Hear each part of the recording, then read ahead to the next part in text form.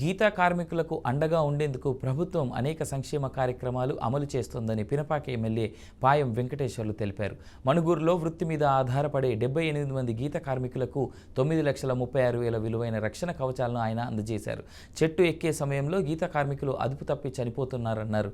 సురక్షితంగా కులవృత్తిని చేసుకునే విధంగా వారికి సేఫ్టీ కిట్లు అందజేసినట్లు ఎమ్మెల్యే తెలిపారు. గౌడ సంఘం పెద్దలు కూడా మాట్లాడిన ఇవాళ ఈ కళ్ళు గీత కార్మికుల సంక్షేమమే లక్ష్యంగా ప్రభుత్వం ముందుకు పోతూ ఉంది. ఈ కళ్ళు వృత్తి మీద ఎవరైతే ఆధారపడి జీవిస్తూ ఉన్నారో వాటిని అన్ని రకాలుగా వాళ్ళని బలోపేతం చేయాలా, అన్ని విధాలుగా ఆదుకోవాలి. మరి సేఫ్టీ సురక్షితమైనటువంటి ఆ వృత్తి ఏదైతే ఉందో సురక్షితంగా సేఫ్టీగా చేసుకోవాలి. వాళ్ళకి ఏ విధమైనటువంటి ఆ వృత్తి ద్వారా మరి గాయాల పాలవద్దు.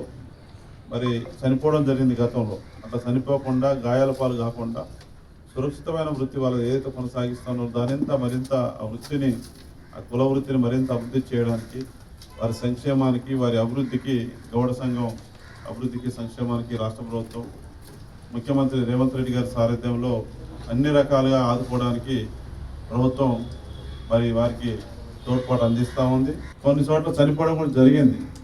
చాలా